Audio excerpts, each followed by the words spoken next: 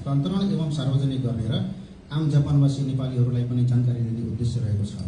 वास्तवमा यो काम एउटा अबजसवाला काम नै हो भन्ने हामीलाई थाहा छ, तर पनि गर्नुपर्छ कसै न कसैले गरेन भने ती कुराहरू कसरी बाहिर आउन सक्छ भन्ने कुराप्रति पनि हामी सचेत पनि छौँ र त्यसमा हामी गर्व पनि गरेका छौँ। 20 सेप्टेम्बर 2019 का दिन 2020 सेप्टेम्बर 19 का दिन एनआरएन जापानको वार्षिक साधारण सभामा कार्यसमितिभित्रको विवाद कार्यसमितिले समाधान गर्नु पर्थ्यो, त्यो गर्न सकेन।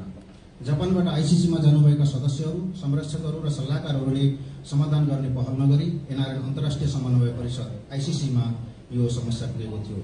एनआरएन आइसिसीको सचिवालय बैठकले एसिया पेसिफिक संयोजक गोविन्द श्रेष्ठलाई छानबिन समिति गठन गरी विवादित विषयको सत्य तथ्य जानकारी दिनु भनी निर्देशन गरेकोले एनआरएन जापानका संस्थापक अध्यक्ष राजन प्रधानङ्गको संयोजकत्वमा विजय थकाली, शालिग्राम भण्डारी, डाक्टर बलराम श्रेष्ठ र डाक्टर सरोज खडेल गरी 5 सदस्यीय उच्चस्तरीय छानबिन समिति गठन भएको थियो र सोही मिति 2020 अक्टोबर 22 तारिकदेखि नै हामीले बैठक बसी काम आरम्भ गरेका थियौँ। हामी काम आरम्भ गरेको पनि म जानकारी गराउन चाहन्छु। आइसिसीले सुरुमा 2015 सालको भूकम्पमा उठेको रकम 2018 नेपाल फेस्टिभल स्मारिका सम्बन्धी र आध्यात्मिक सेवा केन्द्रले गरेको सहयोग सम्बन्धमा छानबिन गर्नु भने तापनि जापानवासी नेपालीहरूको वर्षौंदेखिको अनेकन गुनासाहरू, शंकाहरू यो अभियानमा लाग्दै गरेका समाजका अग्रज तथा अभियन्ताहरूप्रति अविश्वास सिर्जना हुँदै गरेको कारण एनआरएनले संस्थाप्रति जनमानसमा चासो गर्दै गएको तथ्य हामीमा झुकेको छैन। त्यसकारण हाम्रो छानबिन समितिको बैठकले जनगुनासाहरू पनि यहाँ संलग्न गर्नुपर्ने निष्कर्ष निकाली आइसिसीसँग परामर्श गर्दा उहाँहरूले पनि सकारात्मक अनुमति प्रदान गर्नुभएकोले हामीले बारम्बार सूचना जारी गरी उजुरीको अवसर दियौं।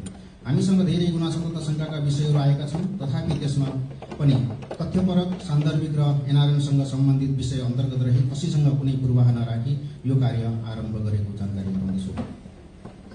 हामीले पटक पटक म्याद थप गर्नुको कारण एक त कोरोनाको कहर, हाम्रो स्वास्थ्य समस्या, परिवारको सदस्य गुमाउनु पर्ने पीडा समेत भोग्नु परेको थियो र अर्को कुरा जापानवासी एनआरएनहरूलाई आफ्ना कुरा राख्न वञ्चित नगर्ने विगत 5 वर्षदेखिका जापानका एनआरएनका गतिविधि जस्ताको तस्तै तपाईहरुमाझ प्रस्तुत गर्ने प्रतिबद्धताको कारण तोकेको समयभन्दा ढिलो भएको सत्य हो। यसबीचमा समाजमा केही व्यक्तित्वहरूले छानबिन समितिको कार्यशैलीप्रति नै शंका र अयोग्यताको समेत प्रश्न उठाएको सुन्दा दिक्क लागेर आउँथ्यो। हामीले आफ्नो रहरले भन्दा पनि समाजले दिएको विश्वास र आइसिसीले दिएको जिम्मेवारीलाई मनन गरी यो 6 महिनाभर गरेका सम्पूर्ण आर्थिक खर्चहरू पनि हामीहरू नै बेरेको जानकारी गराउँदछौँ। आदरणीय जापानी नेपाली दाजुभाइ तथा दिदीबहिनीहरू, संस्था गठनको उद्देश्य अत्यन्त पवित्र हुन्छ। बाहिर बसेर त्यसको बारेमा नकारात्मक टिप्पणी र शंका गर्नुभन्दा संस्थाले संरक्षण गर्न स्वार्थ परित्याग गरी आफू पनि संलग्न हुनुहोस् र निरन्तरता दिनुहोस् भन्ने आग्रह पनि गर्दछौँ। जहाँसम्म छानबिन रिपोर्टको नतिजाको सवाल छ, हामीले अत्यन्त बारीकीसँग हामीलाई प्राप्त अभिलेखको आधारमा त्यहाँ गरेका आर्थिक कारोबार, खातापाता, ब्याङ्क भाउचर, बिल भरपाई जाँच गरी सुप्रमाणको आधारमा गरेका छौँ। हाम्रो प्रतिवेदन 91 पृष्ठको रहेको छ। कतिपयलाई यो प्रतिवेदन आफूले सोचे जस्तो नआएको लाग्न सक्छ। यदि तपाईले गहन ढंगले अध्ययन गर्नुभयो भने धेरै कुराहरू प्रक्रियासँग नगरिएको, नियत राम्रो भए तापनि अनुभव र दक्षता कम भएको कारणले वैज्ञानिक लेखा प्रणाली नराखेको, संस्थाको पैसा सानोतिनो खर्चमा पनि प्रयोग गरेको, बुलकबल गरेको रकम नतिर्ने वा समयमा नदिएको, संस्थाले गर्ने काम व्यक्तिले गर्ने गरेको, कार्यक्रम संयोजक र कार्यसमितिको तालमेल नभएको, आफू संयोजक हुँदा आर्थिक संकलन आफ्नो परिवार वा आफ्नो नाममा उठाएको, समाजमा अग्रजहरूले आफ्नो नजिकको व्यक्तिलाई आइसिसीमा पठाउँदा नियम विपरीत सदस्यता शुल्क अन्धाधुन्दा खातामा राखेको, फिर्ता गर्न दबाब दिएको, शुल्कहरू परिवारका नाममा फिर्ता लगेको, कतिपय आर्थिक संकलनमा समेत व्यक्तिगत खाता प्रयोग गर्ने गरेको र नोक्सान घाटा संस्थामा देखाउने गरेको, कार्यसमितिले सदस्य शुल्क आइसिसीमा पठाउँदा बैंक मार्फत पठाउनु पर्नेमा आफै नगद बोकेर लगेको, अफिसको अर्थतर्फ ध्यान नदिएको, संस्थामा पदीय मर्यादाको ख्याल नगरी आफूपछि अनेक कार्य गर्ने गरेको, विज्ञापनदाताहरू र सहयोगदाताहरूले रकम बोल्ने, समाजबाट सम्मानित हुने, खाजा र अबिर लगाउने तर समयमा भुक्तानी नगर्ने अथवा पैसा नै नतिर्ने गरेको र संस्था व्यक्तिको गोपनीयताको मर्यादा नगरी आलोचना गरेको, अझ भन्नुपर्दा संस्थाको भन्दा आफ्नो हितको लागि एक आपसमा प्रतिस्पर्धा गर्ने गरेको कारण संस्थाको कार्य समेत प्रभावित भएको देखिन्छ। त्यसको बावजुद यस अभियान र कार्यकालमा एनआरएनले जापानमा आइपर्ने नेपालीहरूको अनेकन समस्या समाधानको लागि, धर्म संस्कृतिको आदान प्रदान तथा प्रचारको लागि, नेपाल र जापान बीचको सम्बन्ध प्रगाढ गर्नको लागि, नेपालमा आइपरेका विपद र महामारीमा जापानबाट आर्थिक सङ्कलन गरी आर्थिक तथा भौतिक सहयोग नेपालमा गरेको, जापानमा अलपत्र परेको तथा हराएका नेपालीहरूको उद्धार गरेको, संस्थामा सबैलाई समेट्नको लागि सक्दो प्रयास गरेको जस्ता कैयौं कार्यहरूमा आफ्नो योगदान दिएको पाइन्छ। र हामीले यो काम आरम्भ गर्दाखेरि हामीले पनि आफ्नो एउटा आचार संहिता गरेका थियौँ। हामीहरू मान्छे हौँ, हामीहरूबाट पनि केही प्रकारका गल्तीहरू नहुन्छन् भन्न सकिन्न, कहीँ स्वार्थहरू हामीसँग लुकेको छैनन् पनि भन्न सकिन्न। त्यसकारणले हामीले एउटा आचार संहिता तयार गरेर यो काम आरम्भ गरेका थियौँ। हामीले गरेको यो आचार संहिता म यहाँहरूलाई पढेर सुनाउँदछु र त्यसपछि हामी सिधै स्लाइड सो र वाचनतर्फ जानेछौँ। एनआरएन छानबिन समितिको सम्पूर्ण सदस्यले पालना गर्नुपर्ने आचार संहिता। एनआरएन आइसिसी एसिया पेसिफिकले दिएको जिम्मेवारी र तोकेको विषयहरू र थप केही सामाजिक कुराहरू भएमा परामर्श गरेर आइसिसीको अनुमति अनुसारले त्यसलाई छानबिन गर्ने र हाल 5 जनाको कार्यदल रहेकोले सर्वप्रथम सम्पूर्ण छलफल 5 जनाले मात्र गर्ने र आवश्यक परेको खण्डमा मात्र अन्य व्यक्तिहरूसँग परामर्श गर्ने। छानबिन समिति संयोजकको परामर्श निर्देशनमा काम गर्ने। गोपनीयता भङ्ग गर्ने कार्य जस्तो समितिभित्र के हुँदैछ, कस्तो ढङ्गबाट कार्य गरिँदैछ र कसले कसका विषयमा के राय राख्यो भन्ने विषयमा बाहिर सूचना दिन नपाइने। आवश्यक कागजातहरू जरुरी परेमा समितिभित्र जानकारी गराएर मात्र माग गर्ने। समितिलाई आवश्यकता परेको खण्डमा योग्यताको र क्षमताको आधारमा वा सहजताको आधारमा एक आपसमा कार्यविभाजन गर्न पनि सकिने भएकोले आफ्नो जिम्मेवारीलाई गर्न सक्ने वा नसक्ने पहिला नै जानकारी गराउनु पर्ने। तोकिएको जिम्मेवारी वहन नगर्ने, सम्पर्कमा नआउने र बिना जानकारी विदेश गएको खण्डमा जिम्मेवारीबाट मुक्त गरिने। आर्थिक खर्च गर्नु परेको खण्डमा संयोजकसँग अग्रिम जानकारी लिएर स्वीकृति लिएर मात्र गर्नुपर्ने। खर्च गरेको बिलहरू कुन कुन शीर्षकमा गरेको स्पष्ट हुने गरी पेश गर्नुपर्ने। छानबिन गर्दा व्यक्तिलाई पनि बोलाउनु पर्ने अवस्थामा निजलाई सोधपुछ गर्ने विषय पूर्व जानकारी दिन नपाइने। आधिकारिक सूचना जारी गर्न परेको खण्डमा वा सोधपुछ गर्न परेको खण्डमा व्यक्तिसँग सम्पर्क गर्नको लागि संयोजक वा संयोजकले तोकेको व्यक्तिले मात्र गर्ने वा दिनुपर्नेछ। संयोजकको स्वीकृति लिएर मात्र सदस्यहरूले काम गर्नुपर्नेछ।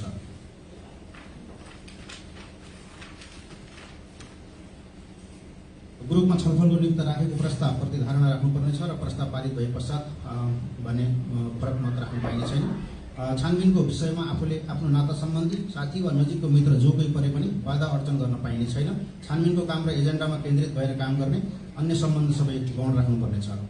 विवाद भएको खण्डमा छलफल गरेर समाधान गर्ने। यदि सदस्यहरूबीच समाधान नभएको खण्डमा संयोजकले गरेको निर्णय नै अन्तिम हुनेछ। छानबिन समितिले प्रतिवेदन सम्बन्धित निकायमा पेश गर्नु पूर्व कसैले पनि सार्वजनिक गर्न पाउने छैन। कसैले दबावको भरमा कार्य गरिने वा गराउन पाउने छैन। भौतिक मिटिङ बस्न नसकेको अवस्थामा भर्चुअल मिटिङ गरिनेछ। काम गर्ने सवालमा एक आपसमा कार्यशैली फरक भए तापनि मित्रवत व्यवहार गर्नुपर्नेछ र यो छानबिन समितिले प्रतिवेदन बुझाए पश्चात पनि कार्य अवधिभरका आन्तरिक र गोपनीयताका कुराहरू सार्वजनिक गर्न पाइने छैन। र अन्तमा छानबिन सम्बन्धी काम गर्ने क्रममा समितिमा कुनै पनि राजनीतिक पूर्वाग्रह, दोष दोषारोपण, बहस वा मतभेदका काम कुराहरू गर्न पाइने छैन। संयोजक राजन प्रधानाङ्ग, सदस्य डाक्टर बलराम श्रेष्ठ, सदस्य डाक्टर सरोज पौडेल, सदस्य विजय नेपाली र सदस्य शालिग्राम भण्डारी हामीले यसरी साइन गरेर यसरी हाम्रो काम गरेका थियौँ र हाम्रो प्रयत्न के थियो भने सकेसम्म हामी यसलाई पारदर्शी रूपमा गरौँ, कुनै आग्रह पूर्वाग्रह बिना नै काम गरौँ, समाजले दिएको जिम्मेवारी र आइसिसीले जुन कार्यभार दिएको छ त्यसलाई हामी राम्रोसँग पालना गरौँ भने हामी 5 जना सदस्यहरूको राय रहेको थियो र यसमा के कस्तो प्रतिक्रिया हुन्छ, हाम्रो प्रतिवेदन हेरेर यहाँहरूले कस्तो खालको मूल्याङ्कन गर्नुहुन्छ त्यो तपाईँहरूमै निहित रहेको छ। र म अब हामी एकदम दोस्रो विषयबाट हामी प्रवेश गर्दैछौँ र स्लाइड सो मार्फत यो देखाइदिन र वाचन गरिदिनको लागि स्लाइड सोमा संयोजक हाम्रो राजन प्रधानाङ्गजी हुनुहुन्छ र यो वाचन गर्नेमा हाम्रो सदस्य सचिव डाक्टर बलराम श्रेष्ठ हुनुहुन्छ। धन्यवाद। अब साथीहरू म सिधै यो यसमा जान्छु किनभने हाम्रो समय धेरै घटिसकेको छ।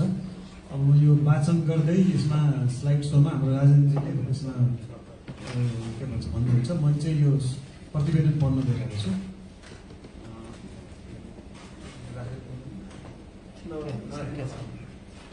उच्चस्तरीय छानबिन समितिको प्रतिवेदन एनआरएन एसिया पेसिफिक गैर आवासीय सन् 2020-10-22 देखि 2021-6-6सम्म उच्चस्तरीय छानबिन समिति सदस्यको नामावलीहरू श्री राजन प्रधानाङ्गज्यू, संयोजक श्री विजय थकाली, सदस्य श्री शालिग्राम भण्डारी, सदस्य डाक्टर बलराम श्रेष्ठ, सदस्य सचिव डाक्टर सरोज पौडेल, सदस्य।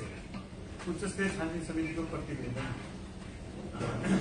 एनआरएनए आइसिसी जापानको साधारण सभामा सेप्टेम्बर 2019 तारिकमा भएको साधारण सभामा आर्थिक हिनामिनाका बारेमा उठेका बहस विवादमा परिणत हुन गई यस सम्बन्धमा सत्य तथ्य छानबिन गरी प्रतिवेदन पेश गर्न 20 अक्टोबर 2 का दिन एनआरएनए सचिवालयको बैठकले एक उच्चस्तरीय छानबिन समिति गठन भई यस समितिले 20 अक्टोबर 22 को दिनदेखि छानबिनलाई निरन्तरता दिई 2021 मे 30 तारिकमा छानबिन कार्य पूरा गरेको सरी यो मे 6 यो चाहिँ मे 6 योमा मे 6 मा छानबिन कार्य पुरा गरी निम्न अनुसार प्रतिवेदन पेश गरेका छौँ। छानबिनका विषयहरू क सन् 2015 सालमा उठाएको भूकम्पको रकमको सम्बन्धमा, ख 2018 सालमा सम्पन्न नेपाल फेस्टिभलमा विभिन्न सङ्घ संस्थाहरूले दिएको सहयोग रकम प्रतिवेदनमा उल्लेख नगरेको सम्बन्धमा, ग आध्यात्मिक सेवा केन्द्र जापानद्वारा प्रदान गरिएको सहयोग रकमको सम्बन्धमा,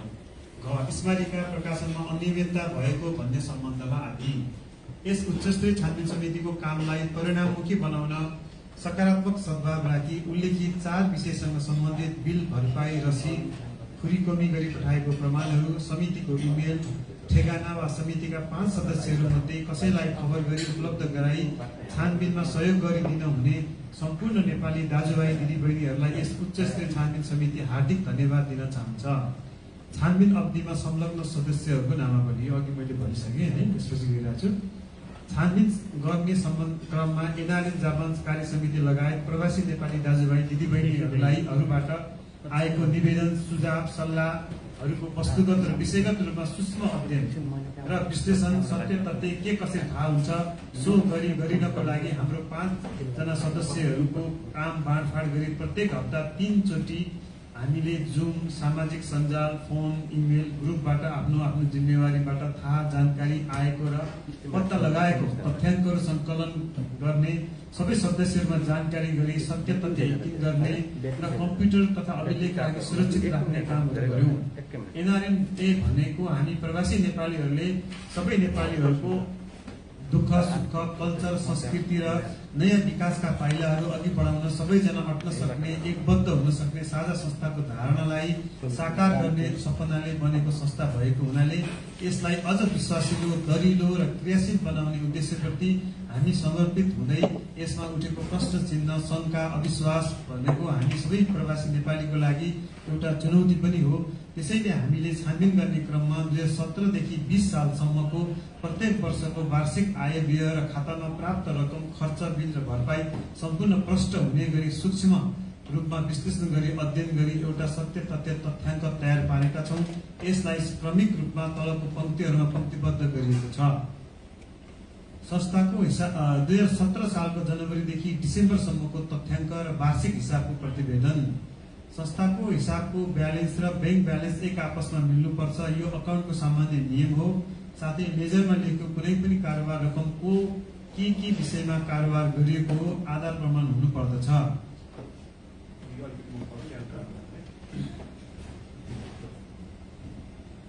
यो स्लाइड सोझै एकछिनपछि राजन दाइले प्रेजेन्टेसन गर्नुहुन्छ हैन। पहिलाको कमिटीबाट हस्तान्तरण भएर आएको रकम 1,39,00,000 लाख, म यो लाख र करोड मात्रै भन्छु है। 1,49,77,159 छ। 17 सालको जम्मा आम्दानीहरू 694 मान देखिएको छ भने 2017 सालको जम्मा खर्चहरू 1,72,00,00,000 देखिन आएको छ। एनआरएनको खाता दुईवटा छ, एउटा चाहिँ लास्टको मात्र नम्बर भन्छु म तपाईलाई 901,701 र 2017 सालको 12/31 मा यो खातामा जम्मा 314,07,245 देखिन आउँछ भने अर्को खाता 361 मा मिति 2017 साल 12/31 सम्ममा नगद रु 152 मा 9,036 देखिन आउँछ। यसरी 17 सालको डिसेम्बर अन्तसम्म नगद जम्मा रु 467,06,281 देखिन्छ। यो वर्षमा भएको खर्चको डिटेल अध्ययन गर्दा सामान्य लेजर बुकको नियम अनुसार राखिएको नदेखिएको पाइन्छ भने अङ्कहरू मात्र मिल्न गएको देखिन्छ, तर खर्चको प्रमाण योग्य बिल भरपाई मिलेको देखिन आएको देखिँदैन। यसै क्रममा 2017-9/29 बाट 17-10/6 सम्म 1,34,00,000 आइसिसीलाई पठाएको भनी संस्थाको रकम खाताबाट व्यक्तिहरूले निकालिएको देखिन्छ। तर नेपालमा कुन माध्यम बैंक रेमिटेन्स र कुन अन्य कुनै तवरबाट पठाएको कहीँ कतै बिल भरपाई अभिलेख देखिँदैन, मात्र बैंकबाट रकम निकालेको देखिन्छ।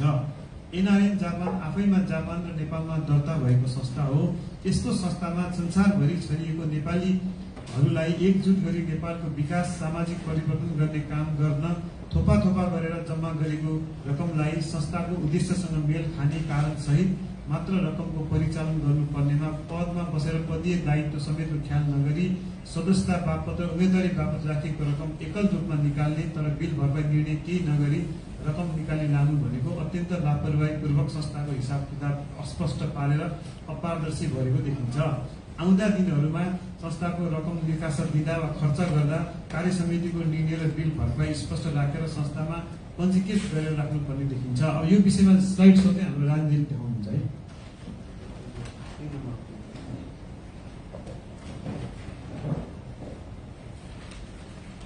यो चाहिँ हाम्रो 17 सालदेखि 20 सालसम्मको एकाउन्ट हेरेर चाहिँ हामीले चाहिँ विश्लेषण गरेको र यसमा भएको डेटाहरू भनेको अहिलेको कमिटीले नै हामीलाई प्रोभाइड गरेको डेटाहरू हो है। र 17 सालको यो पहिलाको कमिटीको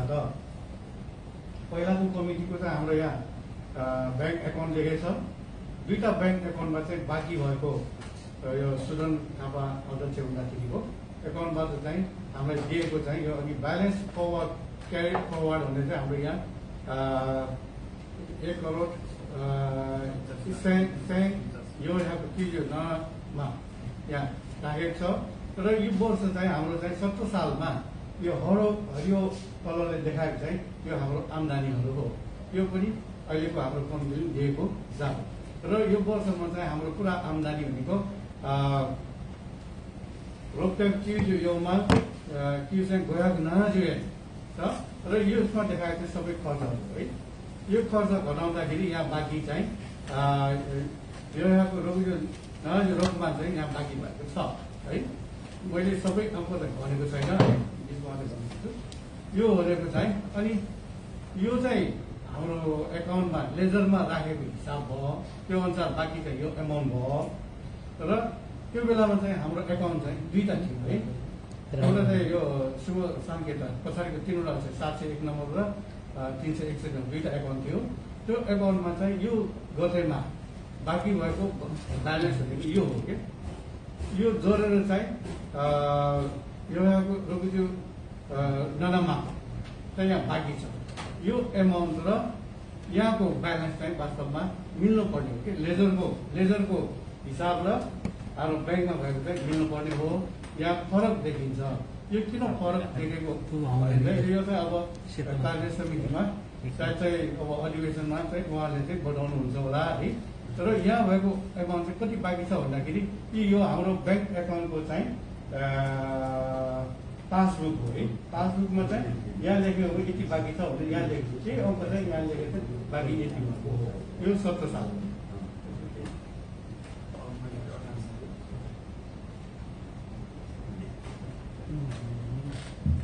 अब साथीहरू म 18 सालको 17 सालको हिसाब दिनु भयो है। अब 18 सालको म यो स्लाइड सो पनि अलिकति पढिदिन्छु होइन। 17 सालको बाँकी रकम 467 मान 18 साल 12-31सम्म जम्मा आम्दानी 2,11,20,631। 18 सालको जम्मा खर्च 2,57,61,61,416। 2018 सालको अन्तिम हिसाबमा ब्याङ्कको रकम 3,05,496। खाता नम्बर 701 र 361 मा बाँकी रकम चाहिँ जम्मा 124,08,753। एउटा फरक परेको रकम चाहिँ 121 मा 3,257। यो 18 सालमा चाहिँ यति पैसा फरक परेको छ। अनि यो चाहिँ हामीले स्लाइड सो बनाएको छ। यो पछि उहाँले फेरि अलिकति डिटेल हिसाबमा देखाउनुहुन्छ। 17 सालको बाँकी रकम 467 मान 6,261। 2018 सालको आम्दानीमा सरेर आएर 18 साल 12-31सम्म जम्मा पैसा चाहिँ हामीसँग 2,11,20,631 भयो। जम्मा ब्यालेन्स रकमहरू 2,57,96,912 हुन आउने देखिन्छ। यसरी 18 सालको जम्मा खर्च चाहिँ 2,57,06,416 देखिएको छ। तर 2018 सालको अन्तिम हिसाब नगद 3,05,496 मा देखिन्छ भने संस्थाको खाताहरू हेर्दाखेरि 701 नम्बर खातामा 114,726 रकम र अर्को खाता 361 मा 10,01,717 रकम नगद गरी जम्मा 124,08,753 देखिन आउँछ। यसरी खातामा देखिएको रकमको हिसाब देखाइएको रकम मध्ये 121,03,257 को हिसाब नदेखिएको हुनाले यो रकम के कसरी प्रयोग भएको हो प्रश्न देखिएन। यो रकम 2018 सालको हिसाबमा बेरुजु भएको देखिन्छ। यो चाहिँ अब यो स्लाइड्स हो चाहिँ अब प्रश्न पार्नु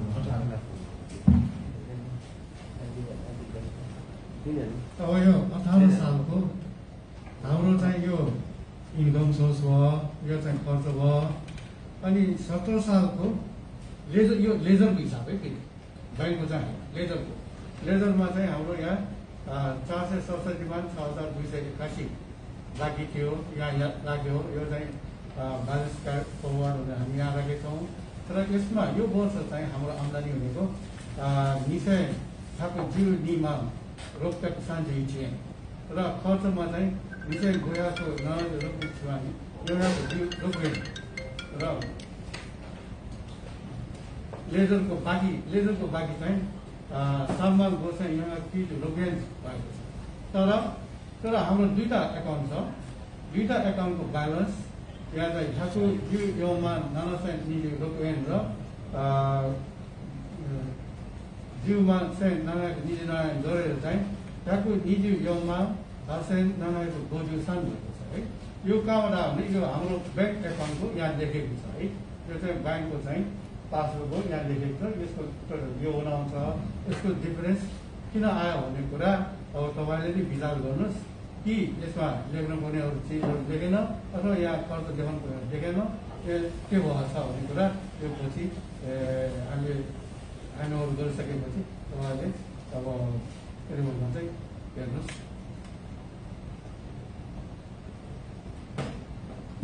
यो चाहिँ 118 सालको हिसाब भयो। अब यो सँगै सम्बन्धित अफिस भाडा सम्बन्धमा उजुरी परेको आधारमा गरिएको छानबिन एनआरएनको अफिस निहोन एसेट कम्पनीमा सारेको सो बापत आधा भाडा तिर्ने भनिएको तर भाडा तिरेको रसिद स्पष्ट मिलेको नदेखिएको 6,08,000 ऐन प्रति महिना भाडा तिर्दै आएको निहोन एसेट कम्पनीमा सारेपछि 7,05,431 ऐन तिरेको देखिन आउँछ। तर उक्त नयाँ भाडा तिरेको बिल भरपाई पनि केही कतै नभेटेको हुनाले फुदोसानलाई तिरेको बिल भरपाई नभएको हुनाले एनआरएन जस्तो साझा संस्थाले कुनै व्यक्ति वा कम्पनीको एउटा कुना वा बेल टेबलमा अफिस खुम्चाएर संस्थाको गरिमालाई निरन्तरता दिन सकेको देखिँदैन।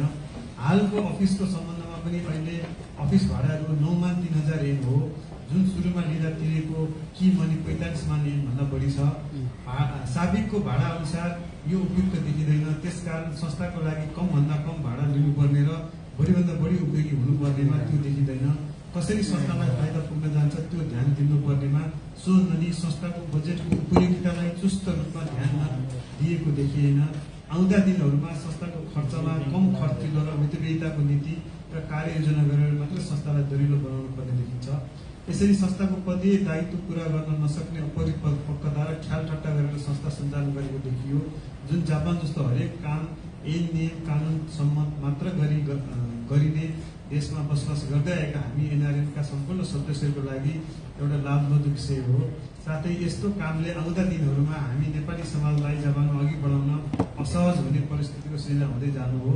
जापानको टोकियो महानगरपालिकामा दर्ता भएको यस संस्थाले जापानको नियम कानुनको पालना गर्दै आफ्नो खर्च हिसाब पनि आफ्नो वेब पेजमा पारदर्शी रूपमा राख्नुपर्ने हुँदै गर्दा यस्तो नियमहरूको पालना नगरेको देखिन्छ, जसले गर्दा सदस्यहरू र जापानका समाजबाट विश्वास प्राप्त गर्न अझै निकै दशक लाग्न सक्ने देखिन्छ। यो अफिस भाडा सम्बन्धमा मैले यो भएको के हो भने एनआरएनको साबिकको चाहिँ अफिस छ, त्यसबाट चाहिँ निहोन एसेट कम्पनीमा सार्दाखेरि कुनै पनि अभिलेखहरू राखिएको छैन। जस्तै एउटा फुदोसानको एग्रिमेन्टहरू हुन्छ होइन, केवल भाडा मात्रै तिरेको देखिन्छ, तर त्यसको कुनै पनि अभिलेखहरू छैन। र हामीलाई परेको उजुरी भनेको चाहिँ यस्तो खालको कार्यहरू संस्थाका व्यक्तिहरूबाट भएको छ, यो चाहिँ दर्ता भएको संस्थामा यस्तो काम गर्नु हुँदैन भन्ने जुन उजुरी आएको थियो, त्यसको आधारमा हामीले छानबिन गर्दाखेरि पनि त्यो कुरा हामीले पाएका छौँ। धन्यवाद। यसै क्रममा एनआरएनए पुनः दर्ता गरेको सम्बन्धमा पहिला दर्ता गरिएको एनआरएनको कानुनी हैसियत के कसो हो, कहीँ कतै प्रमाण भेटिएको देखिँदैन भने मिति 18/7/11 एनआरएनए जापानको पुनः टोकियोमा महानगरपालिकामा दर्ता गरेको देखिन्छ। सो दर्ता गर्दा तत्काल अध्यक्ष भइरहेको मान्छेको नाममा दर्ता गरिनु पर्नेमा सो नगरी त्यस वखत उपाध्यक्ष भएको व्यक्तिको नाममा संस्था दर्ता गरेको देखिन्छ। नेपाली मूलका गैर आवासीय नेपालीसँग कुनै सम्बन्ध नभएको जापानी नागरिक हिरोसी सासाकीलाई पनि संस्थाको रिजी डाइरेक्टर बनाई संस्था दर्ता गरेको देखिन्छ। जुन एनआरएनएको उद्देश्य विपरीत विधान विपरीत संस्था दर्ता गरी नेपालीहरूको जापानमा भएको सम्मान इज्जतको दुरुपयोग एवं सधैँसम्मको लापरवाही हदैसम्मको लापरवाही गरिएको देखिन्छ। एनआरएनए भनेको नेपाली मूलका गैर आवासीय नेपालीहरूको मात्र आबद्ध हुने संस्था हो। जापानिज नागरिक संलग्न भएर सञ्चालन गर्ने संस्था कदाचित होइन, हुन सक्दैन। यसरी संस्थाको सामान्य सदस्यताको नियम मात्र पनि नजानी नबुझिकन संस्था दर्ता एवं सञ्चालन गरिएको कामले अरू पनि धेरै अपारदर्शी तथ्यहरू बाहिर आएको देखिन्छ। आउँदा दिनहरूमा संस्थाको विधानको उद्देश्य बमोजिम असल नियमले काम गर्ने गराउने गरी पदाधिकारीहरू एवं सदस्यहरूलाई राम्रोसँग सामाजिक सेवा भनेको के हो, कसरी सामाजिक संस्थाको काम गर्ने, संस्थाको गरिमा कसरी बढाउने, बहुजन हिताय बहुजन सुखाय निस्वार्थ सेवा गर्ने भन्ने मनभित्रबाट आउने सामाजिक आवाजको मन वचन र कर्म अनुसार अनुरूप काम गर्ने अग्रजहरूले आउने नयाँ पिँढीहरूलाई सिकाउँदै प्रवासी नेपालीहरूको जीवन स्तर उकास्न नयाँ नयाँ कार्य योजना र विशुद्ध सामाजिक कामको जानकारी दिँदै सिकाउँदै लानुपर्ने देखिन्छ। अब नम्बर 5 मा बिल भरपाई नभएको अस्पष्ट खर्चहरूको छानबिनको सम्बन्धमा एनआरएनको खाता डिटेल हेर्दा 2018-2023 मा 20 मान कसैलाई रकम तिरेको देखिन्छ। तर के विषयमा तिरेको बिल भरपाई नमिलेको? 18-3-6 मा 8 मान भण्डारीजीले खाताबाट खर्च गरेको देखिन्छ। तर के विषयमा खर्च गरेको बिल भरपाई नमिलेको? 18-3-10 मा भण्डारीजी 8 मान 133 खर्च भनी निकासा गरिएको तर बिल भरपाई नमिलेको। 18-3-17 मा 7 कोटा मोमो खर्च भनेर 5 मान 9,473 रकम गरिएको देखिन्छ भने के को लागि मोमोमा खर्च गरेको स्पष्ट देखिँदैन। 18-4-4 मा राम थापा अनिल हानामी नमिकाई भनी 3 मान 2005 खर्च गरेको देखिन्छ भने हानामी तथा नमिकाईमा एनआरएनको पैसा खर्च किन गर्नुपर्ने स्पष्ट देखिँदैन। 18-7-11 मा भण्डारीजीले लयर फी भनेर 15 मान लिनुभएको देखिन्छ भने बिल भरपाई नमिलेको कारणले के कति कुन कामको लागि खर्च गरेको देखिँदैन। 18-4-19 मा 3 मान 1,123 खर्च गरेको रकम निकालेको छ तर खर्चको बिल नमिलेको। 18-8-9 मा नेपाल फेस्टिभल भण्डारीजी भनी 20 मान खर्च गरेको देखिन्छ तर बिल भरपाई नमिलेको। 18-8-15 मा भण्डारीजी पार्क भनी 70 मान 1,923 लिएको देखिन्छ। सायद यो फेस्टिभल कम्पनीमा रकम तिरेको हुन सक्ने तर संस्थाले डाइरेक्ट सेवा दिन वा सामान दिने कम्पनीलाई रकम भुक्तानी गर्नुपर्नेमा व्यक्तिले क्यास वा ब्याङ्कबाट लिएर फेरि तिर्ने भन्ने एउटा अस्वस्थ विधिबाट गरेको देखिन्छ, जसमा प्रशस्त शंका गर्ने ठाउँ रहेको देखिन्छ। एकपछि अर्को संस्थाको रकमहरू निकालिएको तर के विषयमा के प्रयोजनको लागि खर्च गरेको हो स्पष्ट नगरी विरोधाभास हुने गरी रकम निकाल्ने काम भएको देखिन आएको हुनाले अस्पष्ट खर्चहरू प्रशस्त भेटिएको छन् जुन लेखाको नियम विपरीत देखिन्छ। यो चाहिँ 18 सम्मको हामीले बिल भरपाई हेरेको प्रस्तुत गर्यौं। अब 2019 सालमा 19 सालको खर्चको विवरण आएर व्यय 18 सालको यो जुन 18 सालमा बाँकी भएको देखाएको 3,05,096 र 19 सालमा आम्दानी भएको 1,93,00,000, 19 सालमा जम्मा खर्च भएको 1,62,00,000, 18 सालमा खर्च कटाएर बाँकी हुनुपर्ने चाहिँ 314 मान 1,020 हुनुपर्ने अनि 19 सालको अन्तिममा यो दुईवटा खातामा जम्मा चाहिँ तपाईको 1,37,09,19 रुपैयाँ बाँकी देखिन्छ भने जम्मा हिसाब चाहिँ यसमा के मिलेको देखिँदैन भने 722 मा 9,879 चाहिँ यो मिलेको देखिँदैन। त्यसरी 18 सालको खातामा भएको रकम क्यारी गरेर चाहिँ 3,0496 क्यारी गरी लग्दाको रकम 2019 को 12-31 सम्मको आम्दानी रकम 1,93,00,000 गरी जम्मा 1,93,00,000 हुन्छ भने 18 को 12-31सम्मको खर्च रकम 1,62,00,000 हुन आएको देखिन्छ। यसले जम्मा आम्दानी र जम्मा खर्च कटाउँदा 314 मा हुन आउँछ भने त्यस बेलाको एनआरएनको खातामा एनआरएल खाता यो 701 मा 113 मा 4,000 बाँकी र बाँकी रकम देखिन्छ भने अर्को खातामा 276 मा 5,990 बाँकी रकम देखिन्छ अनि अर्को खातामा चाहिँ 47 मान रकम बाँकी रहेको देखिन्छ। तर हिसाब हेर्दा बचत देखिएको 314 मान रकम मात्र देखिन्छ। तर पनि ब्याङ्कमा बाँकी रहेको रकम अधिक भएको हुनाले सो रकममा 314 मान घटाउँदाखेरि बाँकी रकम 722 मान 9,879 हुनुपर्नेमा उल्लेखित रकम बाँकी नरहेको हुनाले 722 मान 9,879 रकम 2019 सालमा बेरुजु देखिन्छ। यसरी 2019 सालमा विभिन्न बिल भरपाईहरू अध्ययन गरी हेर्दा रोधी बिल खर्च 5,06,000 भनी उद्देश्य विपरीत खर्च गरेको देखिन्छ भने 19-12-25 मा एनआरएन अफिस बाहेक अन्य अफिस खर्च भनेर 30 मान 125 भण्डारी देवीलाल 5 मान प्लस 17 मान खर्च एवं अन्य अफिस रेन्ट भनेर 2019-12-8 मा 91 मान भनी देखाएको छ। जुन बिल भरपाईहरू नमिली विरोधाभासपूर्ण भई हिसाब स्पष्ट देखिन्छ। यसको भ्यू पनि यहाँ छ हैन। अबलाई चाहिँ राजनले एकचोटि यो प्रस्तुत गर्नु अनुरोध गर्छु। यसको डिटेल हिसाब नमात्रै हो है 2019 सालको। तर 2018 सालमा लेजरमा है देखाएको पैसा यो हो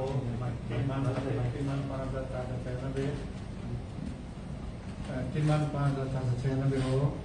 र यो वर्ष चाहिँ 2019 मा चाहिँ हाम्रो इन्कम 1,930,08,095 छ भने खर्च 1,620,02,571 छ। र हाम्रो लेजरमा बाँकी चाहिँ 314,01,020 छ। तर यो 2019 मा चाहिँ हाम्रो एकाउन्ट 3वटा है, पुरानो 2वटा र एउटा नयाँ एकाउन्ट छ। त्यो टोटल गर्दाखेरि बाँकी चाहिँ 1,03,60,919 देखिन्छ। र यहाँको टोटल र हाम्रो लेजरको टोटल मिलिँदैन। र हाम्रो यो यहाँको टोटल भनेको हाम्रो यो ब्याङ्कको पासबुक यहाँ लेखेको हुन्छ 1, 2 र अर्को यो तपाईँ गरेर 3वटा छ है। यो किन मिलेन भन्दाखेरि तपाईँको चाहिँ सायद यो 19 सालमा जब म पछि फेरि डिटेली अर्कोमा छ यो धेरै पैसाको आवजात हुने भनेको हाम्रो चाहिँ आइसिसी यहाँनिर चाहिँ अन्तर्राष्ट्रिय सम्मेलनको बेलामा चाहिँ प्रतिनिधि जाने कोही अब त्यो उठ्ने त्यो हुने बेलामा पैसाहरूको चल्दो हुन्छ। त्यो बेलामा चाहिँ प्रष्ट हुने किसिमको नभएको हुनाले चाहिँ यसो चाहिँ एकैचोटि इन्कम धेरैदेखि करोडौँ देखिन्छ है, खर्च पनि करोडौँ जान्छ। र राम्रोसँग चाहिँ लेखाजोखा हिसाब नराखेको हुनाले चाहिँ त्यसो चाहिँ यहाँ डिफरेन्स देखेको छ है। यहाँ अब एकाउन्टमा चाहिँ हाम्रो बढी पैसा छ क्या, हाम्रो 1 करोड चान्स छ। तर हाम्रो लेजरमा चाहिँ 314 मात्र देखेको छ है। त्यो किन भयो भन्ने कुरा हामीलाई पनि चासोको कुरा भयो।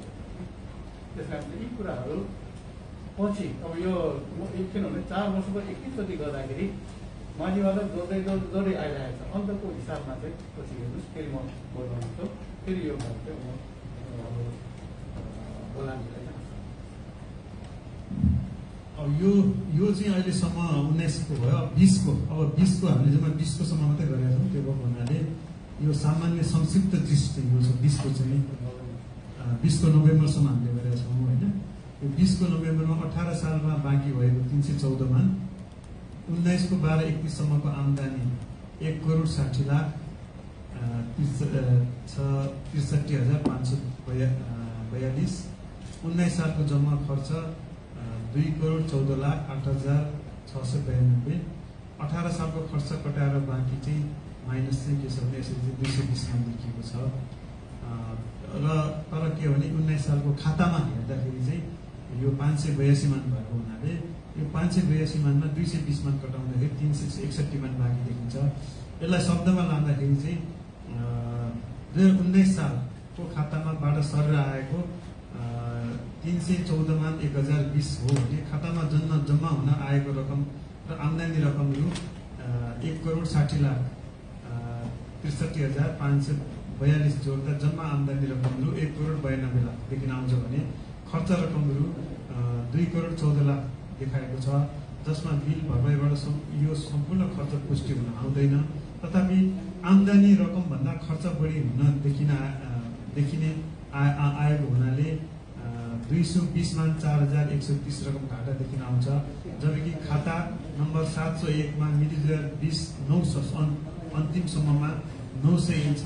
खाता नम्बर 361 मा 2020-10 सम्म यो 92 मान बाँकी छ भने खाता नम्बर 561 मा 2020 को 11-24 सम्ममा 489 मान 3,979 बाँकी रकम देखिन आएको आउँछ, जुन हिसाब गर्दाखेरि 2020-11 महिनासम्म एनआरएनएको 3वटै खातामा 582 मान रकम नगद देखिन आउँछ। यसरी चाहिँ हामीले यो प्रयोग गरेको छौँ होइन। अब यसलाई चाहिँ अब 20 को दाइरा स्लाइडमा हामीले हेर्नु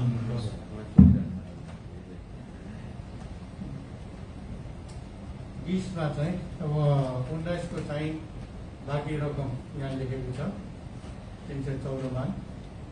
अनि यो वर्ष चाहिँ हाम्रो इन्कम भनेको 1,60,00,000 हुन्छ, तर खर्च 2,16,00,000 देखिन आउँछ। र ब्यालेन्समा यो माइनस है 2,20,000 नियाकमा निर्माण जति चाहिँ यहाँ खाता देखिन्छ, माइनस देखिन्छ। हाम्रो लेजरमा भनेको लेजर राख्ने सिस्टममा माइनस खाता हुनु कोही पनि देखाउनु हुँदैन जस्तो मलाई लाग्छ। अब तिर्नु पऱ्यो नि होइन, तिर्नुको लागि पैसाको सापट लिएर त्यहाँ तिरेको हुनुपर्छ। त्यही सापट दिएको भएर सापट दिएको काज देखाएर यसलाई चाहिँ 0 देखाउनु पर्ने हो है। त्यसलाई यो माइनस यसो देखाउनु हुँदैन। तर के छ भने अब त्यो बेला हाम्रो 3वटा एकाउन्ट छ होइन, बोलाउने चाहिँ 900 यहाँ 92 योजनाको प्रयोग गरेर गएपछि निमान छ। तर यो ब्यालेन्ससँग यो मिलाउँदैन, यो घटाउँदाखेरि 305 आउँछ होइन। यो कसरी नमिलेको हो के भन्दाखेरि अब यो चाहिँ हाम्रो 2020 को नोभेम्बरसम्म मात्रै हो होइन। यो हिसाबहरू के छ भने 1 वर्षमा प्रष्ट हुने किसिमबाट लेजर र हाम्रो यो ब्याङ्कको ब्यालेन्स चाहिँ एउटै हुन आउनुपर्छ कि त्यो भएको चाहिँ देखिँदैन भन्ने कुरा मात्रै हो। अब यो सँगसँगै यो एनआरएनए आइसिसी प्रतिनिधि शुल्क सम्बन्धमा छानबिन गर्दा मिति 2019 को 9:30 नेपालमा आइसिसी उम्मेदवार भएर जाने सम्बन्धमा संस्थाको खातामा जम्मा भएको रकमहरू 805,02,000 आए देखिन्छ।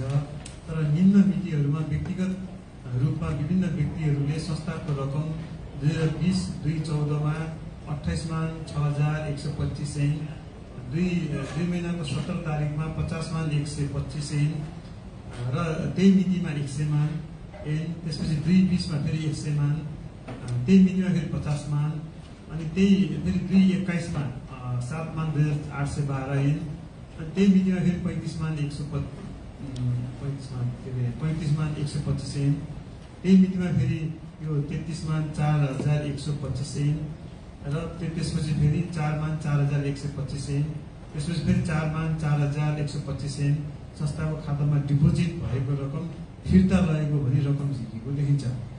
एनआरएनए आइसिसीको अधिवेशनमा सहभागी हुने प्रतिनिधिज्यूहरूले शुल्क बुझाउने नियम छ। यो शुल्क एनआरएन जापानलाई तिर्ने र जापानको कार्यसमितिले छनौट प्रक्रियापछि सिफारिस गरी पठाउने हो। एनआरएन जापानबाट आइसिसी उम्मेदवारहरूले आफ्नो नजदिकीहरूलाई प्रतिनिधि बनाउने होडबाजी अन्धाधुन्दा पैसा एनआरएनको खातामा जम्मा गरेको र जसले पैसा पहिला हाल्छ त्यो छनौट हुन्छ भन्ने नियम भएकोले मध्यरातमा आफू खुसी मन परी जापानको पोस्ट ब्याङ्कबाट रकम जम्मा गरेको पाइयो। आइसिसीमा जाने प्रतिनिधि संख्या निश्चित हुन्छ, त्यसैलाई आवश्यक मापदण्ड पूरा गरी आवेदन माग गरी छनौट भए पश्चात रकम जम्मा गर्नुपर्नेमा भद्रकोट ढङ्गले कार्य गरेको पाइयो। यो संस्थागत नियम विपरीत हो। यसरी उम्मेदवारहरूले उनीहरूको सपोर्टरहरूले एकमुष्ट जम्मा गरेको रकम रु 805,2000 हुन आउँछ।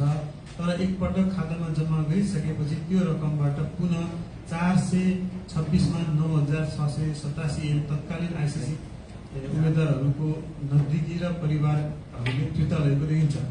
नियम बनाउँदा प्रवृत्ति हुने व्यक्तिले स्वयं जम्मा गर्नुपर्ने र कारणवश जान नपाएकोमा निश्चित समय अवधिमा फिर्ता लैजाने भन्ने, तर यसरी उम्मेदवार दावी गरे अनुसार एनआरएन कार्यसमितिले फिर्ता गर्ने कार्य विधि सम्मत भएन।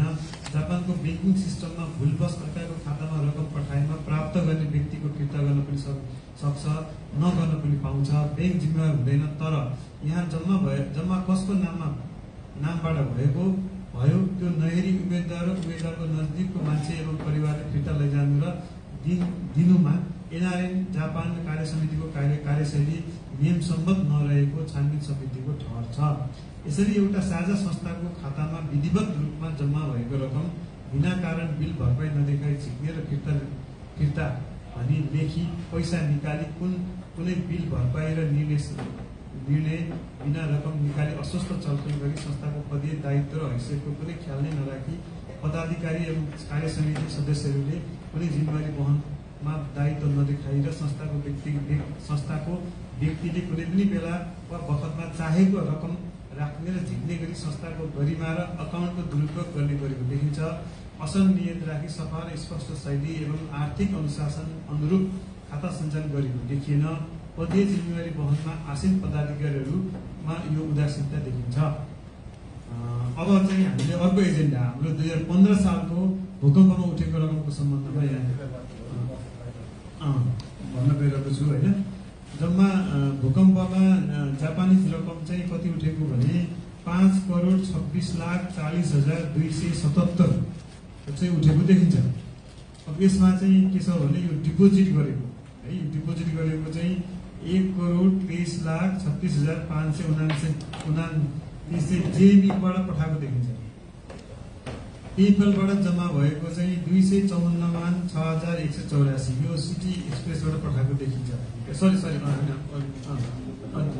एमाउन्ट सरी यो जम्मा भएको एमाउन्ट चाहिँ यतातिर है, जम्मा भएको एमाउन्ट चाहिँ म तपाईँलाई भन्छु। यो 1,23,00,000 एउटा भयो, एउटा पेपलबाट 254 मान भयो, त्यसपछि टिबिआई रिलिज फन्डबाट 758 मान भयो, एनआरएन रिजनल कमिटीहरूबाट 495 मान 6,000 भयो, नेपाल सोसाइटीबाट 425 मान 7,008 भयो, त्यसपछि नेपाल जापान सोसाइटीबाट 1,80,00,000 जम्मा भएको छ। यसरी चाहिँ 5,26,40,277 रुपियाँ चाहिँ जम्मा भएको छ भने नेपालमा गएको रकम चाहिँ जिएमईबाट 2,38,10,000 गएको छ जेएमईबाट, सिटी एक्सप्रेसबाट 1 करोड गएको देखिन्छ, ब्याङ्कबाट 1 करोड गएको देखिन्छ भने यो चाहिँ अनि त्यसपछि कुन हिसाबले गयो स्रोत नखुलेको तर पैसा गएको चाहिँ 823 मा 88,30,000 चाहिँ गएको देखिन्छ। यसरी चाहिँ जम्मा उठेको चाहिँ 5,26,40,277 मा नेपाल त्यति बेलाको रेट अनुसार त्यति बेलाको रेट भनेको 0.8654 रहेछ। त्यसलाई कन्भर्ट गर्दाखेरि नेपाली रकम चाहिँ यो 4,55,58,423 यति गएको देखिन्छ। यति चाहिँ हामी कहाँ आएको छ है भनेर एनआरएनको केन्द्रीय कार्यालयले हामीलाई चिठी लेखेर पठाएको छ। हामीले सोधेको थियौँ कति पैसा आएको हो कि होइन भनेपछि उहाँहरूले चाहिँ हामी कहाँ चाहिँ यो तत्काल त्यति बेलाको जापानी चाहिँ 5,26,40,000 इज इक्वल टु नेपाली 4,55,58,423 चाहिँ हामी आएको भनेर देखाएको छ होइन। यो चाहिँ स्लाइड शो भयो। यसमा अलिकति कमेन्ट म लेख्नु यो रकम मध्ये यो 5,26,40,000 बराबर त्यति बेलाको रेट अनुसार 4,55,58,423 नेपालको एनआरएन जापानमा पठाएको र एनआरएन केन्द्रीय कार्यालय जापानबाट प्राप्त रकम यति 4,55,58,423 आएको भन्ने पत्र प्राप्त भएको। तर पठाइएको रकम मध्ये 88,30,000 नेपालमा के कसरी पठाएको हो, को मार्फत लगिएको हो, स्पष्ट स्रोत कुन आएको देखिँदैन। संस्थाको रकम त्यसमाथि पनि भूकम्पको चन्दा रकम नेपाल पठाउँदा उद्देश्य अनुसारको काम गर्नको लागि जापानबाट पठाउँदा स्पष्ट देखिने गरी पठाउनु पर्नेमा सो अनुसार पारदर्शी तरिकाले गरिएको देखिँदैन, जुन त्यस बेलाको जिम्मेवारी पदाधिकारीहरूले जिम्मेवारी वहन गर्नुपर्ने देखिन्छ। यो चाहिँ 15 सालको भूकम्पको विषयमा, यस विषयमा अलिकति अब यसपछि म यो त्यसपछि म अब यो फेस्टिभलको विषयमा, जुन फेस्टिभलको विषयमा आएको थियो त्यसमा हामीले गहन छलफल गऱ्यौँ, धेरै गऱ्यौँ, अनुसन्धान गऱ्यौँ। 2018 सालको फेस्टिभलको सम्बन्धमा 2018 सालको फेस्टिभलमा उठेको देखाइएको रकम 2,11 लाख। त्यसपछि 43वटा स्टलबाट रकम भुक्तानी नदेखाएको 68,20,000। फेस्टिभलमा जापानिज कम्पनी र अन्य भुक्तानी गरिएको जम्मा खर्चहरू 1,81,00,000 देखिएको छ भने जम्मा फेस्टिभलमा उठेको रकम चाहिँ 2,79,40,40,200 देखिन्छ भने खर्च भएको चाहिँ 1,81,97,009 देखिन्छ। संस्थाको फेस्टिभलमा रेस्टुरेन्ट, पसल, जाक्का, रेमिट्यान्स लगायत बाट 2,11,20,000 उठेको देखिन्छ भने ब्याङ्क खातामा 1,43,00,000 मात्र आएको देखिन्छ। तर 43वटा निम्न कम्पनीहरूको विज्ञापन पोस्टरमा छापिएको, तर उक्त 43वटा कम्पनीको भुक्तानी रकम खातामा देखाएको देखिएको छैन, जसमा निम्न कम्पनीहरू छन्: वाइस Nepal, Maya restaurant, headguard restaurant, Sapna global, Tshering travel, सुमेक travel, destination creation, woodland hotel Nepal, Solti enterprise, तोपा international, SBC remit, forex Japan, QS remit, overseas remit, OK remit, JRF remit, masala hut restaurant, Nanglo restaurant, little Buddha restaurant, Mustang Thakali restaurant, Santoshi enterprises Tulsi restaurant, naan house, Sewa restaurant, Sita restaurant, momo restaurant, Samrat restaurant Shinjuku, Albion restaurant, Aarti restaurant, तोरोक्को जाटका, युनिडो IME, motherland ocean company limited, NNP Sansara, Shanti bank Sakya, Shantiwan Sakya, Surya corporation, Ambika trading, zenith remittance, Delhi Mahal group, Asia hunter, trans remit, Japan e food and IME. यसरी उल्लेखित कम्पनीहरूको सहभागिता भए बापतको लगभग रकम 682,68,20,000 हुन आउने देखिन्छ। तर संस्थाको आधिकारिक खातामा कहीँ कतै आमदानी भएको देखिँदैन। उक्त रकम फेस्टिभल सञ्चालन गर्ने तत्कालीन नेपाल फेस्टिभल संयोजक लगायत सम्पूर्ण सदस्यहरू र तत्कालीन एनआरएनका कार्य समितिले जिम्मेवार हुनुपर्ने देखिन्छ। त्यसपछि स्मारिकाको आय व्ययको छानबिनको सम्बन्धमा संस्थाको हिसाब अध्ययन गर्दा जम्मा 83 मान रकम देखिन्छ। 83 मान रकम उठेको देखिन्छ भने संस्थाको वार्षिक हिसाब किताबमा जम्मा उठेको रकम 87 मान देखाइएको छ भने खर्च भएको रकम चाहिँ 96,03,220 देखिन्छ। तर रकम दिन कबुल गर्ने व्यक्तिहरूको नामावली हेर्दा